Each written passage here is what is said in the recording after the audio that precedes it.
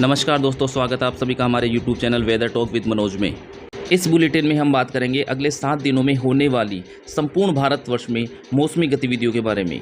सबसे पहले बात करते हैं मौसम सारांश की, जिनमें अगले 7 दिनों के दौरान पश्चिमी तट जिसके अंतर्गत गुजरात, कोंकण, गोवा, कर्नाटक और केरल पर भारी से बहुत भारी वर्षा होने की संभावनाएं जताई जा रही है। बात करें 23 से 25 मई के बीच कोंकण और गोवा तट पर, 24 से 27 मई के बीच तटीय कर्नाटक और दक्षिणी आंतरिक कर्नाटक के बीच, 25 तारीख को मध्य महाराष्ट्र में, 25 और 26 मई के बीच तमिलनाडु के घाट क्षेत्र में अत्यधिक भारी वर्षा होने की संभावनाएं जताई गई है। अगले 2 दिनों के दौरान केरल में मानसून की शुरुआत के लिए स्थितियां अनुकूल होने की भी संभावनाएं बनी है।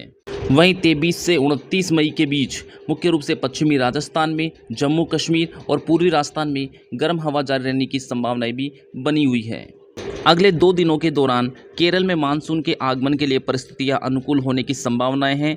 इस अवधि के दौरान दक्षिणी अरब सागर, मालदीव, कैमोरिन क्षेत्र, लक्षद्वीप, केरल, कर्नाटक, तमिलनाडु, दक्षिणी और मध्य बंगाल की खाड़ी के कुछ हिस्सों में, उत्तरी बंगाल की खाड़ी और पूर्वोत्तर राज्यों के कुछ हिस्सों में दक्षिणी पश्चिमी मानसून के आगे बढ़ने के लिए परिस्थितियां अनुकूल होने की संभावनाएं हैं। सबसे पहले बात करते हैं अगले 7 दिनों तक होने वाली मौसमी प्रणाली, पूर्वानुमान और चेतावनी के बारे में। दक्षिण कोंकण गोवा से दूर पूर्वी मध्य अरब सागर पर एक निम्न वायुदाब परिसंचरण प्रणाली का विकास हो गया है। इसके अतिरिक्त निचली क्षोभमंडल और मध्य क्षोभमंडल के ऊपरी क्षोभमंडलीय स्तरों पर भी निम्न वायुदाब परिसंचरण प्रणाली का विस्तार हो चुका है, जिसका प्रभाव भारत के विभिन्न भागों में देखने को मिलेगा। सबसे पहले बात करते हैं दक्षिणी प्रायद्वीपीय भारत के बारे में। तो दक्षिणी प्रायद्वीपीय भारत में 23 से 29 मई के दौरान केरल, कर्नाटक में आंधी, बिजली और 40 से 50 किलोमीटर प्रति घंटे की रफ्तार से तेज हवाओं के साथ व्यापक से हल्की और मध्यम वर्षा होने की संभावनाएं बनी है।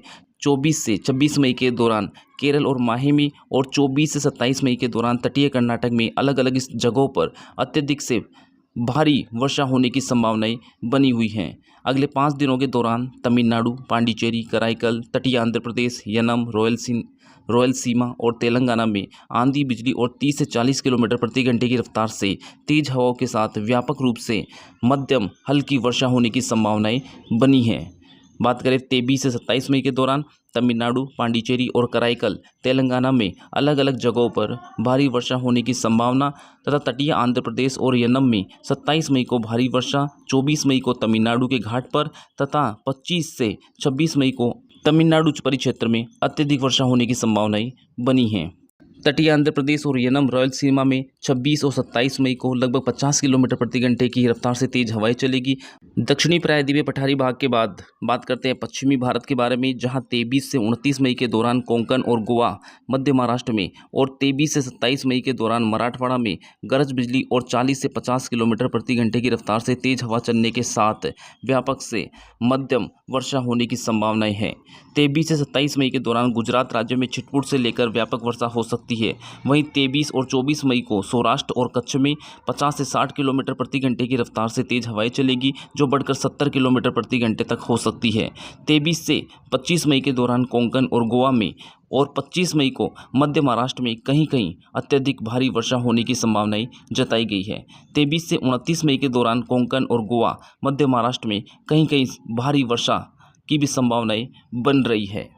बात करें पूर्वोत्तर भारत की, तो पूर्वोत्तर भारत में 23 से 27 मई के दौरान अरुणाचल प्रदेश, असम, मेघालय, नागालैंड, मणिपुर, मिजोरम एवं त्रिपुरा में व्यापक रूप से हल्की से मध्यम वर्षा एवं साथ ही साथ आंधी, बिजली एवं 40 से 50 किलोमीटर प्रति घंटे की रफ्तार से तेज हवाएं चलने की संभावनाएं बनी हैं तथा कुछ स्थानों पर भारी वर्षा भी हो सकती है। पूर्वोत्तर भारत के बाद में बात करते हैं पूर्वी और मध्य भारत में, जहां 23 से 26 मई के दौरान पश्चिमी बंगाल, सिक्किम, मध्य प्रदेश, विदर्भ, छत्तीसगढ़, उड़ीसा और बिहार में गरज बिजली और 40 से 50 किलोमीटर प्रति घंटे की रफ्तार से तेज हवाएं चलने की संभावनाएं हैं। इन्हीं तेज हवाओं के साथ हल्की से मध्यम वर्षा होने की भी संभावनाएं बन रही है। 23 और 24 मई को मध्य प्रदेश में, 24 से 25 मई को बिहार में 50 से 60 किलोमीटर प्रति घंटे की रफ्तार से तेज हवाएं चलने का अनुमान है।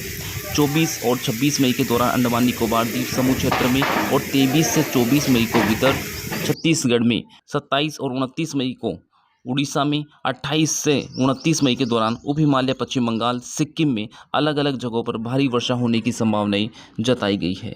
पूर्वोत्तर भारत के बाद बात करते हैं उत्तर पश्चिमी भारत के बारे में, जहां उत्तराखंड, हिमाचल प्रदेश, उत्तर प्रदेश में गरज बिजली और 40 से 50 किलोमीटर प्रति घंटे की रफ्तार से तेज हवाएं चलेगी और इन्हीं तेज हवाओं के साथ हल्की से मध्यम बारिश के आसार बने हैं।